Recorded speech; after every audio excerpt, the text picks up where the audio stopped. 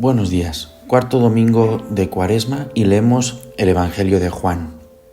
En aquel tiempo dijo Jesús a Nicodemo: lo mismo que Moisés elevó a la serpiente en el desierto, así tiene que ser elevado el Hijo del Hombre, para que todo el que cree en él tenga vida eterna.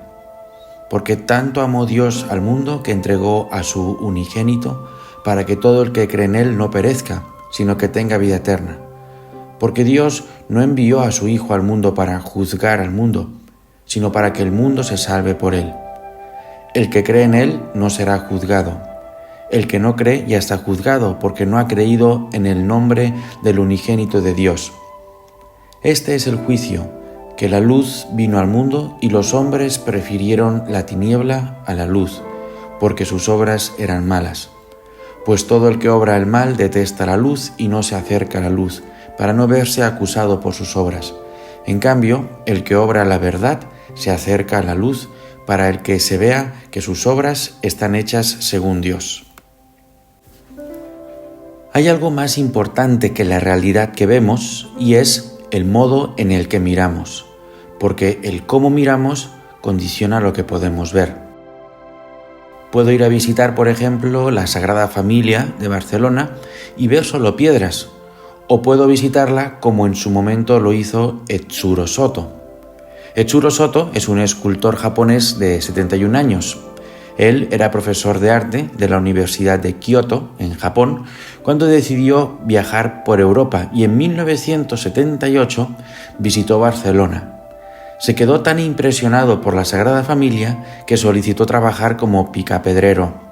Desde entonces trabaja en la Basílica siguiendo las indicaciones que dejó Antoni Gaudí. Ha llegado a ser jefe escultor del templo y ha hecho más de 500 esculturas para esa iglesia. Etsuro procedía de una tradición cultural y religiosa muy diferente a la europea, no era católico, y le costaba conectar con el proyecto de un modo fiel al espíritu de Gaudí. Cuando conoció la verdadera intención de Gaudí, el autor de la Sagrada Familia, entendió entonces su trabajo y cambió su vida. Se convirtió al catolicismo en 1989. Afirma Etsuro Soto: una gran obra de arte, como la Sagrada Familia, no puede entenderse si no se entrevé la dirección que ha querido darle su creador. Ahora he entendido que no debo mirar a Gaudí, sino mirar hacia donde él miraba.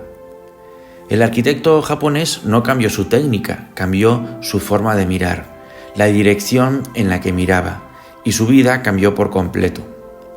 El testimonio de esta conversión es un ejemplo muy concreto de lo que afirma Jesús a Nicodemo en el Evangelio que hemos leído. Lo mismo que Moisés elevó la serpiente en el desierto, así tiene que ser elevado el Hijo del Hombre, para que todo el que cree en él tenga vida eterna, porque tanto amó Dios al mundo que entregó a su unigénito. La fe consiste en ver de manera distinta la vida. ¿Quién era Nicodemo, con quien Jesús estaba hablando cuando pronuncia estas palabras? Nicodemo era un fariseo muy conocido y respetado en Judea, un hombre prominente y miembro del Sanedrín. El Sanedrín era una asamblea de sabios formado por 71 personas que hacían la función de jueces de Israel. Tenían gran influencia política y social en el pueblo. Les preocupaba muchísimo el estatus social y la opinión de la sociedad sobre ellos.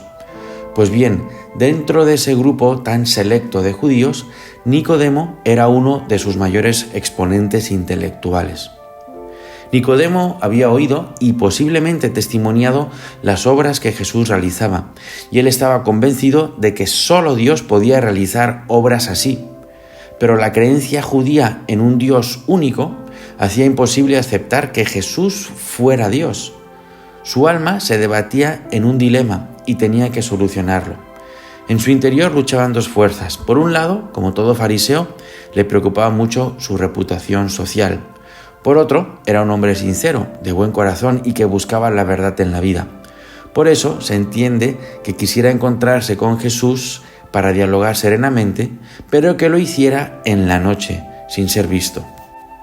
¿A qué se refiere Jesús con su frase: lo mismo que Moisés elevó la serpiente en el desierto, Así tiene que ser elevado el Hijo del Hombre para que todo el que cree en él tenga vida eterna. Según el libro de Números, en el Antiguo Testamento, el pueblo de Israel comenzó a murmurar contra Dios y contra Moisés debido a las dificultades que enfrentaban en el desierto. Estamos más o menos en el año 1200 a.C., justo después del éxodo de Egipto.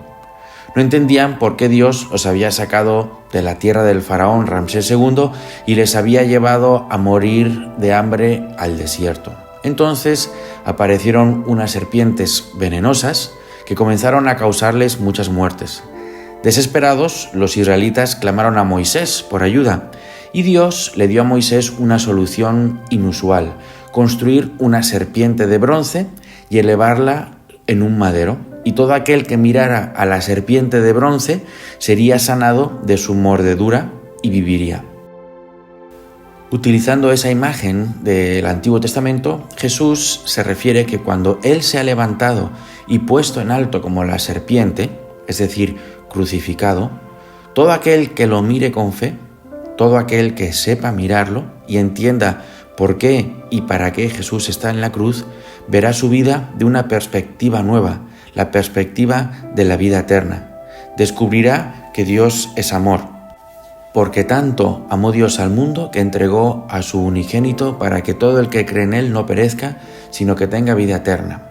Porque Dios envió a Jesús, a Cristo, no para juzgar al mundo, sino para salvarlo.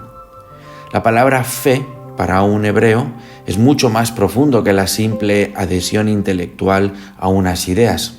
Fe en hebreo es emuná, que significa verdad, fidelidad, firmeza, algo en lo cual te puedes apoyar y pisar con seguridad. Tener fe, por tanto, no es aceptar simplemente unas ideas, es confiar en la persona de quien las dice. Es saber que nos podemos apoyar en Jesús, porque Él, entregando su propia vida, nos ha dado la vida eterna. Jesús no vino a apuntarnos con el dedo acusador, sino que nos acoge con los brazos abiertos. El cristianismo no es el culto de la cruz, sino el culto al abrazo de Dios que vemos en la cruz. Hay algo más importante que la realidad que vemos, y es el modo en el que miramos. Miremos la cruz de la manera en la que hay que verla, en la dirección correcta, para ver el amor de Dios que hay ahí, el amor de Dios en nuestra vida. Que Dios te bendiga.